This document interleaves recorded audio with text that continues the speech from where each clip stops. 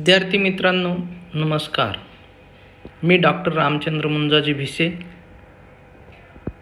आज आपण समाजशास्त्रातील काही महत्त्वपूर्ण MCQ प्रश्न पाहणार आहोत. Indian society structure and change, Bharatiya Samaj संरचना आणि परिवर्तन या संदर्भातले काही महत्त्वपूर्ण MCQ प्रश्न आणि त्यावर चर्चा आपण करणार आहोत. विद्यार्थी मित्रांनो, मागील अनेक दिवसापासून आपण वेगवेगळ्या विषयावरील MCQ प्रश्न देत आहोत. अनेक विद्यार्थ्यांचे कॉमेंट बॉक्समध्ये मला कॉमेंट्स येत आहेत. अत्यंत चांगला प्रतिसाद विद्यार्थ्यांनी दिलेला आहे.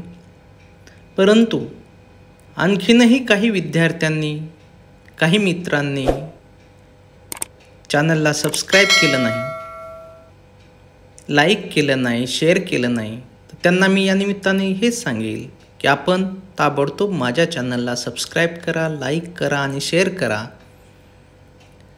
माझ्या प्राध्यापक मित्रांना सांगेल की आपल्या विद्यार्थ्यांपर्यंत माझे हे व्हिडिओ MCQ प्रश्न त्यांना पाठवावे. कारण कोरोनाच्या परिस्थितीमुळे सर्वच विद्यापीठातील परीक्षा ह्या ऑनलाईन आणि MCQ पद्धतीने होत आहेत. त्यामुळे निश्चितपणे अशा परिस्थितीमध्ये मी बनवलेले हे सर्व व्हिडिओ MCQ प्रश्न हे विद्यार्थ्यांसाठी निश्चित उपयुक्त ठरणार आहेत. तर आज आपण पाहूया Indian society structure and change या विषयावरील काही महत्त्वपूर्ण प्रश्न, त्याची चर्चा करूया. तर पहिला प्रश्न या ठिकाणी पाहूया विद्यार्थी मित्रांनो. भारतीय संविधानाने रिकामी जागा हे तत्त्व स्वीकारलेले आहे. भारतीय संविधानाने रिकामी जागा हे तत्त्व स्वीकारलेले आहे. तर या ठिकाणी आपल्याला उत्तर सांगता येईल सर्व धर्म समभाव हे तत्त्व भारतीय संविधानाने स्वीकारलेले आपल्याला दिसून येतं. भारतीय संविधानाने हे तत्त्व स्वीकारलेलं आपल्याला दिसतं. तर उत्तर आहे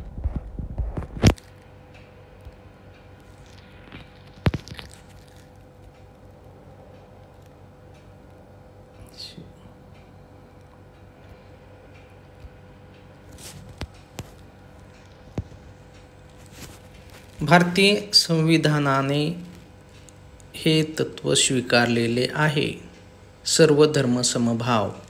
दुसरा प्रश्न आहे विद्यार्थी मित्रांनो. धर्म म्हणजे कर्तव्य धारणा, कर्तव्य पालन करणे असा अर्थ कोणत्या भाषेतील आहे? तर याचंही उत्तर आपण पाहूया विद्यार्थी मित्रांनो. हा संस्कृतमधला अर्थ आहे. खालीलपैकी कोणता धर्म अल्पसंख्याक नाही? प्रश्न परत एकदा वाचतो मी. खालीलपैकी कोणता धर्म अल्पसंख्याक नाही? इस्लाम, हिंदू, ख्रिश्चन आणि बौद्ध.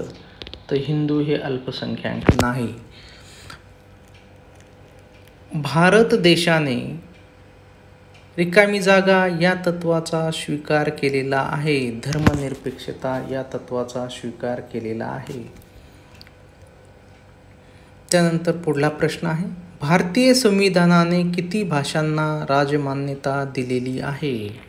भारतीय संविधानाने किती भाषांना राजमान्यता दिलेली आहे? तर 18 भाषांना राजमान्यता दिलेली आहे म्हणून उत्तर आहे शी.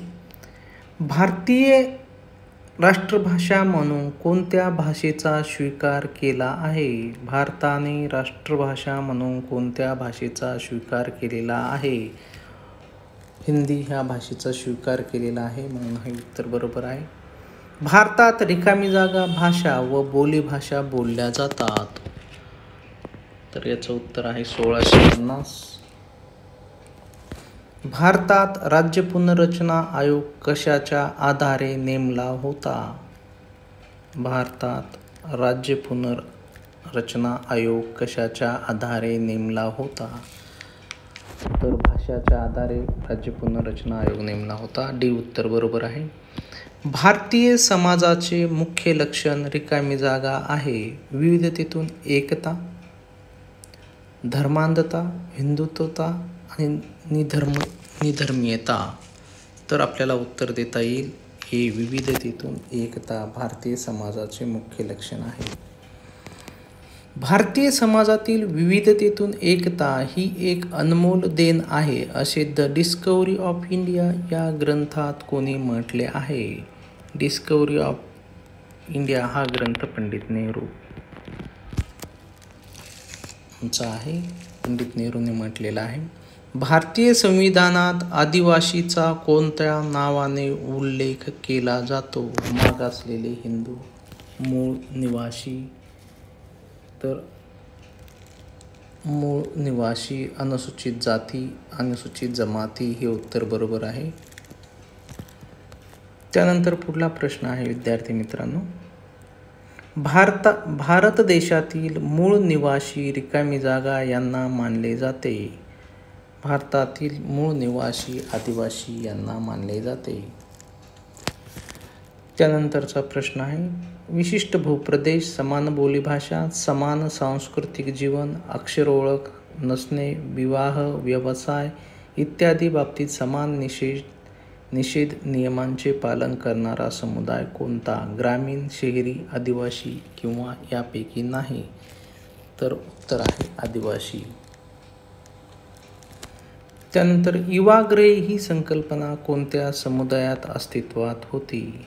आदिवासी समुदायात अस्तित्वात होती. गावगाडा या ग्रंथाचे लेखक कोण आहेत? त्रिना आत्रे हे गावगाडाचे लेखक आहेत. डी उत्तर हे बरोबर आहे. बोलुतेदार आणि अलुतेदार ही संकल्पना कोणत्या समुदायातील होती? ग्रामीण समुदायातील होती. हे उत्तर बरोबर आहे. ग्रामीण समुदायातील संबंध आढळून येतात. औपचारिक, अनौपचारिक, करारात्मक. तर या ठिकाणी आपल्याला सांगता येईल अनौपचारिक संबंध आढळून येतात. औपचारिक संबंध, ऐच्छिक मंडळाची विविधता ही लक्षणे कोणत्या समुदायातील आहेत? तर ही लक्षणं शहरी समुदायाची आहेत. हे उत्तर बरोबर आहे. अर्जित स्वसंपादित दर्जाला प्राधान्याने कोणता समुदाय आहे? अर्जित किंवा स्वसंपादित दर्जा प्राधान्याने कोणत्या समुदायात आहे? नागरी समुदायात आहे. हे उत्तर बरोबर आहे. त्यानंतर शहराकडे चला असे आव्हान कोणी केले आहे? शहराकडे चला असे आव्हान कोणी केले आहे? डॉक्टर बाबासाहेब आंबेडकर यांनी केलेले आहे. ग्रामीण भागाचा विकास करणे हे कोणाचे उद्दिष्ट आहे? सामुदायिक विकास कार्यक्रम, सामुदायिक नागरी विकास कार्यक्रम, ग्रामीण विकास कार्यक्रम. त्याचं उत्तर आहे ग्रामीण सामुदायिक विकास कार्यक्रम.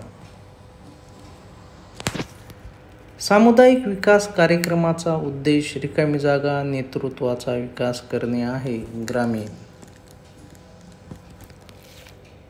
त्यानंतरचा प्रश्न आहे विद्यार्थी मित्रांनो. ग्रामीण भागातील लोकांचे सामुदायिक विकास कार्यक्रमात रिकामी जागा केली जाते. सहकार्य, पैसा, मतदान वरीलपैकी नाही? सहकार्य केले जाते. पुढला प्रश्न पाहूया. सामाजिक स्तरीकरण कोणते दोन आधार आहेत? अर्थ, धर्म, जात, वर्ग, काम, मोक्ष, शिक्षण व राजकारण. तर याचं उत्तर आहे जात व वर्ग. स्तरीकरणाचे हे दोन घटक आहेत. वर्ग ही स्तरीकरणाची कोणती व्यवस्था मानली जाते? बंदिस्त व्यवस्था, मुक्त व्यवस्था मानली जाते. हे उत्तर बरोबर आहे. त्यानंतर भारतातील सामाजिक स्तरीकरणात कशाला प्राधान्य आहे? भारतातील सामाजिक स्तरीकरणात कशाला प्राधान्य आहे? जात. हे उत्तर बरोबर आहे. भारतीय समाजाच्या प्रगतीस रिकामी जागा घटक अडसर ठरला आहे. जात व धर्मांधता. त्यानंतर अधिकाराचे आणि संपत्तीचे असमान वितरण रिकामी जागा याला जन्म देते. अधिकाराचे आणि संपत्तीचे असमान वितरण रिकामी जागा याला जन्म देते, विषमतेला जन्म देते. स्त्रियांचे प्रमाण पुरुषांच्या तुलनेत कशामुळे विषम बनले आहे? स्त्री नोकरी, स्त्री शिक्षण, स्त्री भ्रूणहत्या, महिला सबलीकरण. तर आपण पाहूया, या ठिकाणी आपल्याला सांगतात स्त्री भ्रूणहत्या. त्यानंतर विषमता ही संकल्पना रिकामी जागा आहे. विषमता ही संकल्पना ही सापेक्ष आहे. नागरीकरण ही रिकामी जागा प्रक्रिया आहे. आधुनिक प्रक्रिया आहे. नागरीकरणामुळे भारतात रिकामी जागा जीवन पद्धती विकसित झाली आहे. परिवर्तनवादी पद्धती विकसित झालेली आहे. पुढला प्रश्न आहे, भिक्षावृत्ती, गुन्हेगारी, झोपडपट्ट्या या समस्या कशामुळे निर्माण झाल्या? पाश्चिमात्तीकरण, नागरीकरण, जागतिकीकरण, खाजगीकरण. तर याचं उत्तर आहे आपल्याला सांगता येईल नागरीकरण.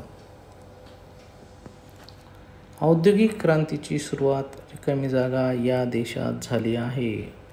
औद्योगिक क्रांतीची सुरुवात ही इंग्लंड या देशामध्ये झालेली आहे. हे उत्तर बरोबर आहे. औद्योगिकरणामुळे कोणते दोन वर्ग निर्माण होतात?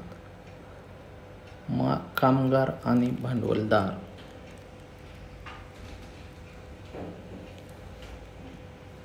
औद्योगिकरणामुळे भारतात कशाचा ऱ्हास झाला? शहरीकरणाचा, मुक्त अर्थव्यवस्थेचा, बलुता पद्धतीचा. तर आपल्याला सांगतोय बलुता पद्धतीचा ऱ्हास झाला. भारताने जागतिकीकरणाचा स्वीकार कोणत्या वर्षी केला? भारताने जागतिकीकरणाचा स्वीकार कोणत्या वर्षी केला? 1991ला केला. जागतिकीकरणामुळे भारतात कोणत्या कंपन्यांना प्रवेश मिळाला आहे? बहुराष्ट्रीय कंपन्यांना प्रवेश मिळालेला आहे. जागतिकीकरणामुळे संपूर्ण विश्व रिकामी जागा बनले आहे. जागतिकीकरणामुळे संपूर्ण विश्व रिकामी जागा बनले आहे. याचं उत्तर आहे बाजारपेठ. त्यानंतर शेवटचा प्रश्न आहे, जागतिकीकरणामुळे भारतात कोणते धोरण सोडावे लागले? जागतिकीकरणामुळे भारताला कोणते धोरण सोडावे लागले? समाजवाद व समाजकारण. हे उत्तर बरोबर आहे. तर अशा पद्धतीने विद्यार्थी मित्रांनो, आपण ह्या MCQ प्रश्नांचा सराव करावा. आपल्याला परीक्षेसाठी शुभेच्छा. धन्यवाद.